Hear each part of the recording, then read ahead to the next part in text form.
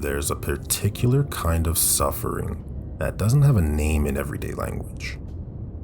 It's the suffering of someone who is not confused, who knows exactly what they need to do.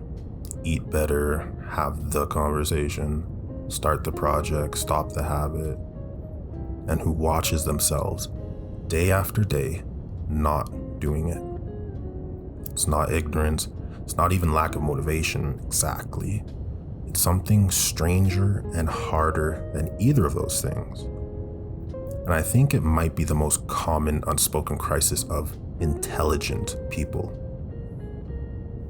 Now, I'm returning here to akrasia, but I'm going to go deeper than the previous video. This video should feel like a more intimate excavation. Akrasia isn't a single problem. It has at least 3 distinct sources, each requiring a different response. So the first source of this is what I'll call temporal discounting. The future version of you who benefits from today's action feels psychologically distant and unreal. Behavioral economists have shown that people discount future rewards at an irrational rate. $1 today genuinely feels worth more than $10 next year, emotionally speaking. This isn't stupidity. It's the architecture of the brain. Okay, so the second source before I get into any of these is the ego threat. Many forms of not starting are actually protection from failure. If you never begin the book, you can never fail at writing it, right? If you never have the conversation, you can never be rejected. The not doing is a defense mechanism. It's not a character flaw. And the third source is the conflict of values. Now, sometimes we don't do what we should do because part of us doesn't actually want what we think we want. The should comes from somewhere else external, a parent's voice, culture, someone else's definition of success, whatever. When your stated goal and your actual desire are misaligned, it's inaction that sometimes is the most honest thing your body can do. There's also another angle here from a French philosopher named Sartre, and he would say that inaction is itself a choice. That I can't is almost always I won't. This is bracing and useful. The discomfort of owning your choices is paradoxically more energizing than the helplessness of feeling like a victim of your own psychology. Now, finding a solution for this, I've found that there are 3 entry points to back to action.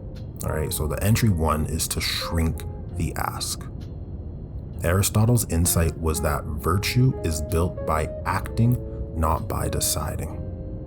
The question is never, can I do this? It's, can I do this for 5 minutes?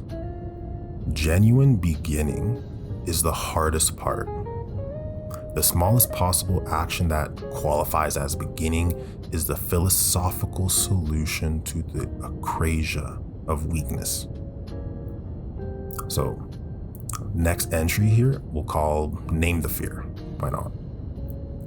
If the not doing is ego protection, the practice is to say the fear out loud, literally. And I would do this in front of the mirror out loud. I'm not starting this because I'm afraid it won't be good enough. Once the fear has a name and a voice, it loses the ability to operate silently. This doesn't dissolve the fear, it just removes its invisibility. Now you notice it. The third entry is to question the should part. Sit with the thing you're not doing and ask honestly, do I actually want this outcome? Or do I want it to be the kind of person who wants it? Those are very different things. One produces eventual action, one produces permanent guilt with no movement. If it's the latter, consider giving yourself permission to officially not want it. And watch the energy shift. Watch yourself become slightly less anxious. The Stoics' practice of memento mori, or mori, some people say, applied here is only one reliable way to close the gap between knowing and doing is to ask, if I knew I had 1 year to live, would I spend any of it in building and holding this pattern? The answer is almost always no. Use the fact of finite as a compass, not a panic button. Now, the final philosophical note. The ancient Greeks didn't think the goal was to eliminate akrasia entirely. They thought the goal was to build a character strong enough to minimize it over time. You will always have moments of not doing what you know. The question is the trajectory. Is the gap closing slowly across the course of your life? Now, what I find most meaningful about all of this is that the people who struggle most with the knowing-doing gap are almost never the people who don't care. They're the people who care deeply, if anything, who can see clearly and who can carry a lot. The gap isn't evidence of your weakness. It might actually be evidence of your awareness, and awareness, as we've been exploring across these videos, is always the beginning. Next time, we're going to take on something that sounds simple, turns out to be philosophically explosive. The advice of just be yourself. What does it assume? What does it get wrong? And what would it actually mean to be yourself, if such a thing is even possible?